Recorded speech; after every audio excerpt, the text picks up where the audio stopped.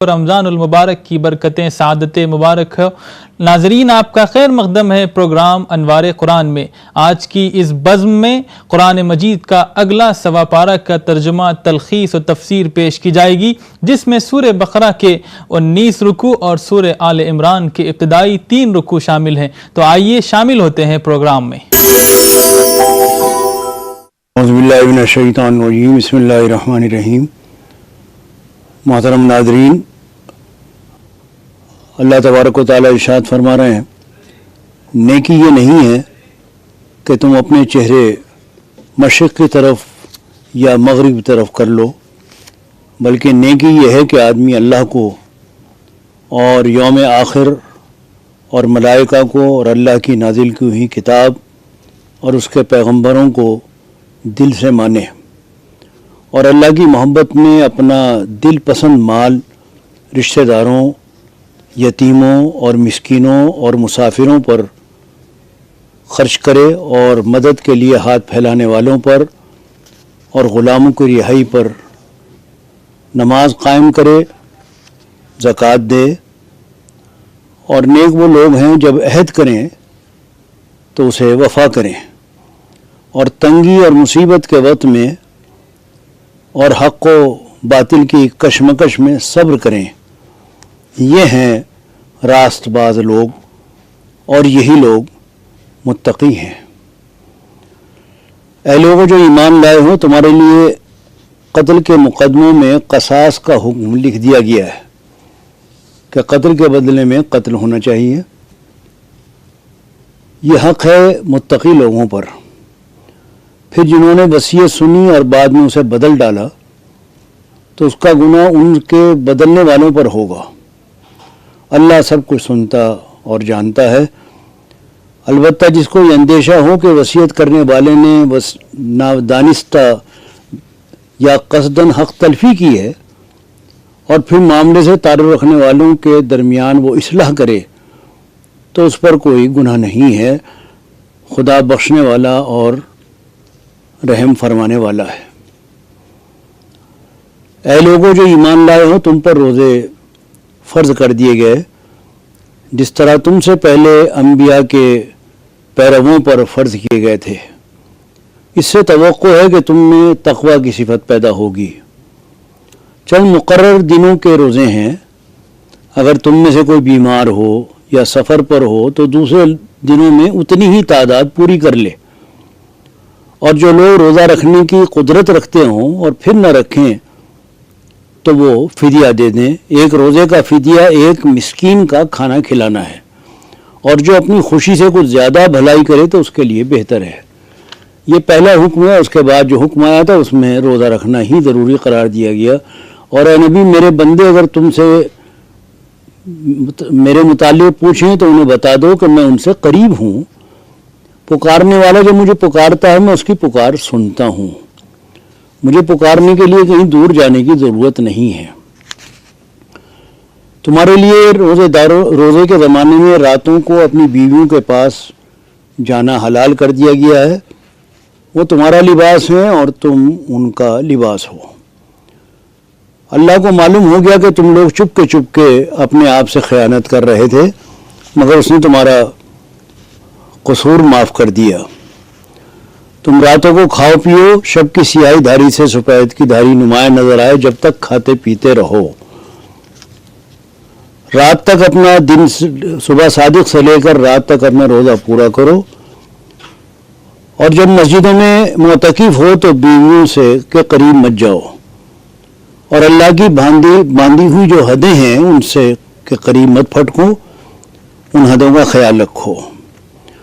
اللہ تعالیٰ نہ تو آپس میں حکم دیتا ہے کہ ایک دوسرے کے مال غلط طریقے سے مت کھاؤ، اور نہ حاکموں کے آگے غلط طریقے سے گواہیاں دو۔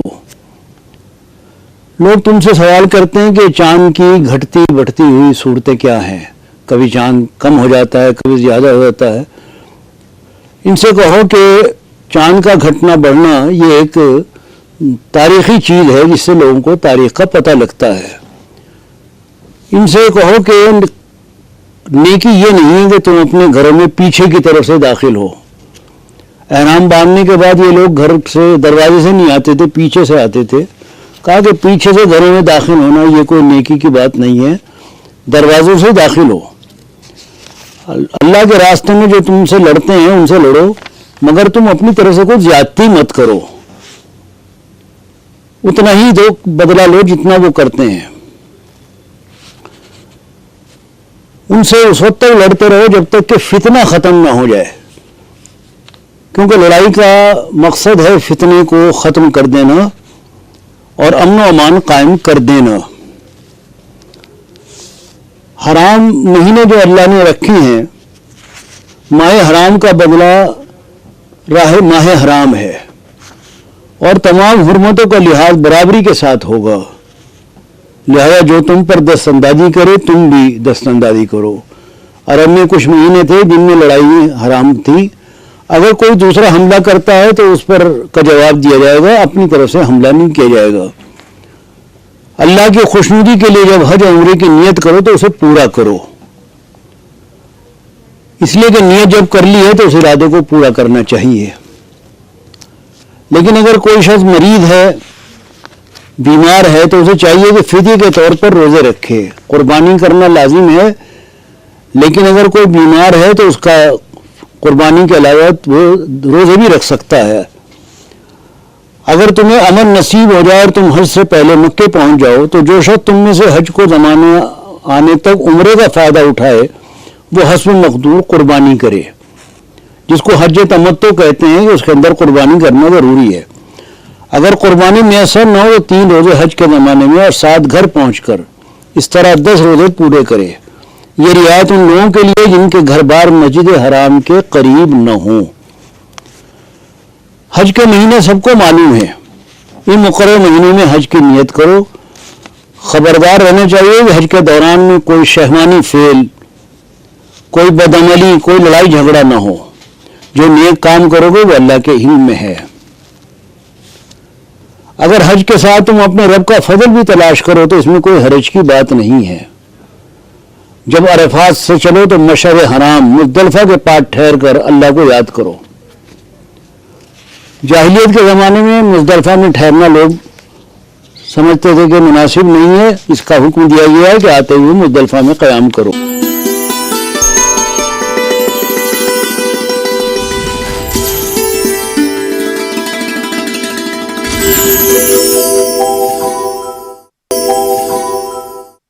جب اپنے حج کے ارکان ادا کر چکو تو جس طرح پہلے اپنے آباء و اجداد کا ذکر کرتے تھے اسی طرح اللہ کا ذکر کرو. اپنے خاندان کی بڑائیاں کرنے کے بجائے اللہ کی بڑائی بیان کرو. اللہ کے یاد کرنے والے لوگوں میں بہت فرق ہے. ان میں سے کوئی تو کہتا ہے کہ اے ہمارے رب ہمیں دنیا ہی میں سب کچھ دے دے، ایسے شخص کے لیے آخرت میں کوئی حصہ نہیں. اور کوئی کہتا ہے کہ ہمارے رب ہمیں دنیا میں بھی بھلائی دے اور آخرت میں بھی بھلائی دے، اس کے لیے دونوں جہان کی بھلائیاں ہیں. ایسے لوگ اپنی کمائی کے مطابق دونوں جگہ حصہ پائیں گے اور اللہ کو حساب کو چکاتے دیر نہیں لگتی. انسانوں میں کوئی تو ایسا ہے جس کی باتیں دنیا کی زندگی میں بہت اچھی لگتی ہیں اور اپنی نیک نیتی پر بار بار وہ خدا کو گواہ بناتا ہے، مگر حقیقت میں وہ بدترین دشمن حق ہوتا ہے. جب اسے اقتدار حاصل ہو جاتا ہے تو ساری دوڑ دھوپ اس لیے ہوتی ہے کہ وہ فساد پھیلائے اور انسانی نسل کو تباہ کرے. اللہ تعالیٰ کو یہ بات بالکل پسند نہیں ہے. اللہ تعالیٰ فساد کو پسند نہیں کرتے. بنی اسرائیل سے پوچھو کہ کیسی کھلی کھلی نشانیاں ہم نے انہیں دکھائی تھی. جو بھی ان میں سے اللہ کی نعمت پانے کے بعد جو قوم اس کو شقاوت سے بدلتی ہے اللہ تعالیٰ اس کو سخت سزا دیتے ہیں. یعنی اللہ کی جو نعمتیں ہیں ان کی قدر کرنی چاہیے. جو قوم ان کی ناقدری کرتی ہے اللہ تعالیٰ کی سزا سے وہ بچتی نہیں ہے. جن لوگوں نے کفر کی راہ اختیار کی ان کے لیے دنیا کی زندگی بڑی محبوب و دل پسند بنا دی گئی ہے. جن لوگوں نے ایمان کی راہ اختیار کی بظاہر ان کے لیے مشکلات ہیں، مگر قیامت کے روز پرہیزگار لوگ ہی اعلیٰ مقام حاصل کریں گے. مذہب کی اصل تاریخ یہ ہے کہ ابتدا میں سبھی لوگ ایک ہی طریقے پر تھے، پھر یہ حالت باقی نہ رہی اور اختلاف رونما ہوئے، تب اللہ نے نبی بھیجے جو راہ راست پر بشارت دینے والے اور کجروی کے نتائج سے ڈرانے والے تھے۔ کچھ لوگوں نے ان کی بات مانی، صحیح راستہ اختیار کیا، کچھ لوگ اپنی بات پر اڑ گئے، غلط راستہ اختیار کیا۔ اس طرح ایک مذہب سے بہت سارے مذہب بنتے گئے۔ اللہ کی روشن ہدایت پالانے کے بعد حق کو چھوڑ کر انہوں نے مختلف طریقے نکال لیے، اس لیے کہ وہ آپس میں زیادتی کرنا چاہتے تھے۔ اختلاف مذہب نے پیدا نہیں کیا، اختلاف خود انسانوں نے پیدا کیا۔ کیا تم لوگوں نے یہ سمجھ رکھا ہے کہ کسی قربانی اور مشکل سے گزرنے کے بغیر ہی تمہیں جنت مل جائے گی؟ حالانکہ جب بھی ایسے تم سے پہلے لوگ گزرے ہیں کہ ان پر سخت مصیبتیں آئی ہیں، ہلا مارے گئے، حتیٰ کہ وقت کا رسول اور اس کے ساتھی اہل ایمان چیخ اٹھے کہ اللہ کی مدد کب آئے گی۔ اس وقت انہیں تسلی دی گئی کہ ہاں اللہ کی مدد قریب ہے۔ لوگ پوچھتے ہیں کہ ہم کیا خرچ کریں، اللہ کے راستے میں ہم کیا خرچ کریں؟ جو بھی تمہارے پاس زائد مال ہے وہ اپنے رشتہ داروں پر، یتیموں پر، مسکینوں پر، مسافروں پر خرچ کرو، اور جو بھلائی بھی تم کرو گے اللہ تعالیٰ اس سے باخبر ہے۔ لوگ پوچھتے ہیں کہ مائے حرام میں لڑنا کیسا ہے؟ ان سے کہو کہ حرام مہینوں میں لڑنا بہت برا ہے۔ اللہ تعالیٰ امن کو پسند کرتے ہیں۔ حرام کے مہینوں میں اللہ تعالیٰ امن چاہتے ہیں کہ امن قائم رہے تاکہ لوگ اطمینان کے ساتھ اس کی عبادت کر سکیں۔ حکم دیا گیا ہے کہ مشرک عورتوں سے ہرگز نکاح مت کرو جب تک کہ وہ ایمان نہ لے آئیں۔ ایک مومن لونڈی مشرک شریف زادی سے بہتر ہے اگرچہ وہ تمہیں بہت پسند ہو۔ اسی طرح اپنی عورتوں کو نکاح مشرک مردوں سے کبھی مت کرنا جب تک کہ وہ ایمان نہ لے آئیں۔ ایک مومن غلام مشرک شریف سے بہتر ہے اگرچہ تمہیں بہت پسند ہو۔ پوچھتے ہیں کہ حیض کا کیا حکم ہے؟ کہو کہ وہ گندگی کی حالت ہے، اس میں عورتوں سے الگ رہو، ان کے قریب مت جاؤ جب تک کہ وہ پاک صاف نہ ہو جائیں، پھر جب وہ پاک ہو جائیں تو ان کے پاس جاؤ جس طرح اللہ نے حکم دیا ہے۔ اللہ تعالیٰ پاک باز لوگوں کو پسند کرتا ہے۔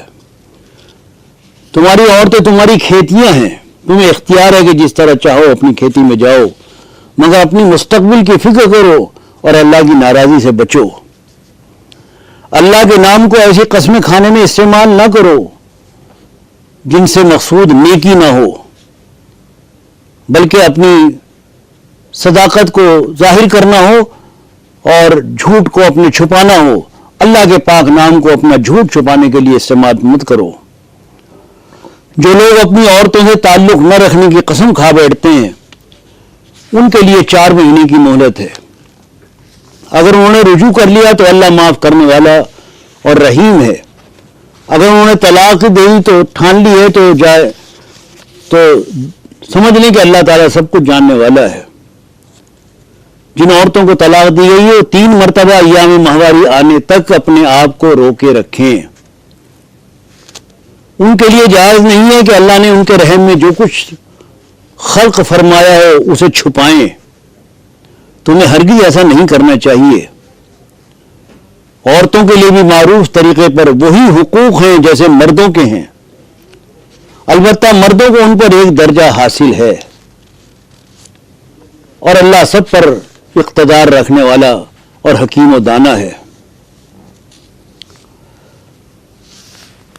اگر رخصت کرنے والا دوبارہ طلاق دے رہا ہے تو سیدھی طرح یا تو عورت کو روک لے یا بھلے طریقے سے اس کو رخصت کر دے۔ رخصت کرتے ہوئے ایسا کرنا تمہارے لیے جائز نہیں کہ جو کچھ تم نے ان کو دیا ہے اس کو واپس لو۔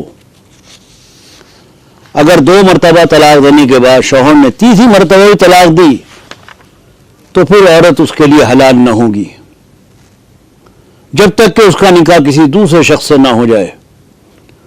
اور جب تم عورتوں کو طلاق دو تو ان کو عدت پوری ہونے تک ان کو رکنا چاہیے، یا تو بھلی طریقے سے ان کو روک لو یا بھلی طریقے سے رخصت کر دو۔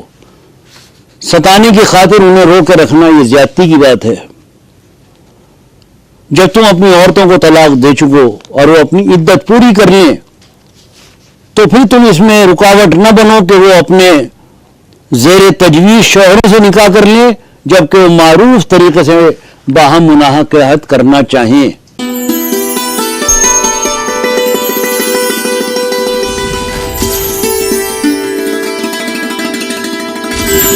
تم میں سے جو لوگ مر جائیں ان کے پیچھے اگر ان کی بیویاں زندہ ہوں تو اپنے آپ کو 4 مہینے 10 دن رو کے رکھیں، پھر جب ان کی عدت پوری ہو جائے تو انہیں اختیار ہے اپنی ذات کے معاملوں میں معروف طریقے سے جو چاہے کریں۔ تم پر کچھ گناہ نہیں اگر اپنی عورتوں کو طلاق دے دو قبل اس کے کہ وہ ہاتھ لگانے کی نوبت آئے یا مہر مقرر ہو۔ اس صورت میں انہیں کچھ نہ کچھ ضرور دینا چاہیے۔ خوشحال آدمی اپنی مقدرت کے مطابق اور غریب آدمی اپنی مقدرت کے مطابق معروف طریقے سے دے، یہ حق ہے نیک آدمیوں پر۔ اپنی نمازوں کی نگہداشت رکھو، خصوصاً ایسی نماز کی جو محاسن صلاۃ کی جامع ہو، اللہ کے آگے اس طرح کھڑے ہو جیسے فرما بردار غلام کھڑے ہوتے ہیں۔ تم میں سے جو لوگ وفات پائیں اور پیچھے بیویاں چھوڑیں ان کو چاہیے کہ اپنی بیویوں کے حق میں وصیت کر جائیں کہ 1 سال تک ان کو نفقہ دیا جائے۔ اس طرح اللہ تعالیٰ تمہیں اپنے احکام صاف صاف بتاتا ہے۔ تم نے ان لوگوں کے حال پر بھی کچھ غور کیا جو موت کے ڈر سے اپنے گھر بار چھوڑ کر نکلے تھے اور ہزاروں کی تعداد میں تھے؟ اللہ نے ان سے فرمایا مر جاؤ، پھر اس نے ان کو دوبارہ زندگی بخشی۔ حقیقت یہ ہے کہ اللہ انسان پر بڑا فضل فرمانے والا ہے، مگر لوگ شکر ادا نہیں کرتے۔ پھر تم نے اس معاملے پر بھی غور کیا کہ جو موسیٰ کے بعد سرداران بنی اسرائیل کو پیش آیا تھا، انہوں نے اپنے نبی سے کہا ہمارے لیے ایک بادشاہ مقرر کر دو تاکہ ہم اللہ کی راہ میں جنگ کریں۔ نبی نے پوچھا کہ ایسا تو نہ ہوگا کہ تم کو لڑائی کا حکم دیا جائے اور پھر تم نہ لڑو؟ وہ کہنے لگے بھلا یہ کیسے ہو سکتا ہے کہ ہم رائے خدا میں نہ لڑیں جبکہ ہمیں اپنے گھروں سے نکال دیا گیا ہے اور ہمارے بال بچے ہم سے جدا کر دیے گئے ہیں۔ مگر جب ان کو جنگ کا حکم دیا گیا تو ایک تھوڑی تعداد کے سوا سب پیٹھ موڑ گئے اور اللہ ان میں سے ہر ایک ظالم کو جانتا ہے۔ ان کے نبی نے ان سے کہا کہ اللہ نے طالوت کو تمہارے لیے بادشاہ مقرر کیا ہے۔ یہ سن کر وہ بولے ہم پر بادشاہ بننے کا وہ کیسے حقدار ہو گیا؟ اس کے مقابلے میں بادشاہی کے ہم زیادہ مستحق ہیں، وہ تو کوئی بڑا مالدار آدمی نہیں ہے۔ نبی نے جواب دیا اللہ نے تمہارے مقابلے میں اسی کو منتخب کیا ہے اور اس کو دماغی اور جسمانی دونوں قسم کی اہلیتیں عطا ہوئی ہیں اور اللہ کو اختیار ہے کہ اپنا ملک جسے چاہے دے دے۔ اللہ بڑی وسعت والا ہے۔ پھر طالوت جب لشکر لے کر چلا تو اس نے کہا کہ ایک دریا پر اللہ کی طرف سے تمہاری آزمائش ہونے والی ہے، اس کا جو پانی پیے گا وہ میرا ساتھی نہیں، میرا ساتھی وہ ہے جو اس سے پیاس نہ بجھائے۔ ہاں ایک آدھ چلو پی لے تو پی لے، مگر ایک گروہ قلیل کے سوا وہ سبھی دریا سے سیراب ہوئے۔ یہ اللہ کی آیات ہیں جو ہم ٹھیک ٹھیک تم کو سنا رہے ہیں اور تم یقیناً ان لوگوں میں سے ہو جو رسول بنا کر بھیجے گئے ہیں۔ یہ رسول جو ہماری طرف سے انسانوں کی ہدایت پر معمول ہوئے، ہم نے ان کو ایک دوسرے سے بڑھ چڑھ کر مرتبے عطا کیے۔ ان میں کوئی ایسا تھا جس سے خدا خود ہم کلام ہوا، کسی کو اس نے دوسری حیثیتوں سے بلند درجے دیے اور آخر میں عیسیٰ ابن مریم کو روشن نشانیاں دیں اور روح پاک سے اس کی مدد کی۔ اگر اللہ چاہتا تو ممکن نہ تھا کہ ان رسولوں کے بعد جو لوگ روشن نشانیاں دیکھ چکے تھے وہ آپس میں لڑتے، مگر اللہ کی مشیت یہ نہ تھی کہ وہ لوگوں کو جبراً اختلاف سے روکے۔ دین کے معاملے میں کوئی زور زبردستی نہیں، صحیح بات غلط بات سے الگ چھانٹ کر رکھ دی گئی ہے۔ اب جو کوئی ناحق کا انکار کرے کہ اللہ پر ایمان لائے، اس نے ایک ایسا مضبوط سہارا تھام لیا جو کبھی ٹوٹنے والا نہیں۔ کیا تم نے اس شخص کے حال پر غور نہیں کیا جس نے ابراہیم سے جھگڑا کیا تھا؟ جھگڑا اس بات پر کہ ابراہیم کا رب کون ہے، اور اس بنا پر کہ اس شخص کو اللہ نے حکومت دے رکھی تھی۔ جب ابراہیم نے کہا کہ میرا رب وہ ہے جس کے اختیار میں زندگی اور موت ہے، تو اس نے جواب دیا زندگی اور موت میرے اختیار میں ہے، ابراہیم نے کہا اچھا اللہ سورج کو مشرق سے نکالتا ہے تو ذرا مغرب سے نکال. یہ سن کر وہ منکر حق ششدر رہ گیا، مگر اللہ ظالموں کو راہ راست نہیں دکھایا کرتا. اللہ کے راستے میں خرچ کرنا ایسا ہے جیسے ایک دانہ بویا جائے اور اس سے 7 بالیں نکلیں، ہر بال میں 100 دانے ہوں. اس طرح اللہ جس کے عمل کو چاہتا ہے افزونی عطا فرماتا ہے. وہ فراخ دست بھی ہے اور علیم بھی.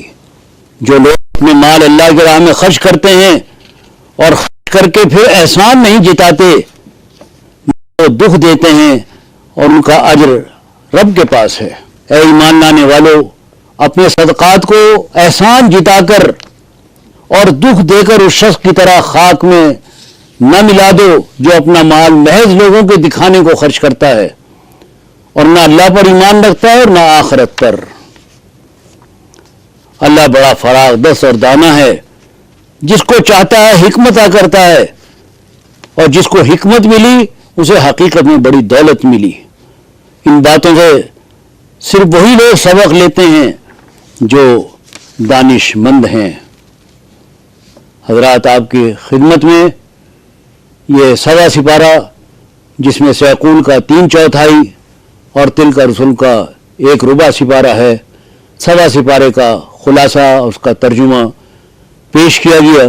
اللہ تعالیٰ قبول فرمائے، قرآن پاک کی برکت سے ہمیں مالا مال فرمائے اور ہمیں عمل کی توفیق عطا فرمائے. ناظرین، آپ ملاحظہ فرما رہے تھے قرآن مجید کے 1.25 پارے کا ترجمہ، تلخیص و تفسیر. اجازت دیجیے اپنے دوست محمد ثناء اللہ خان قاسمی کو. خدا حافظ.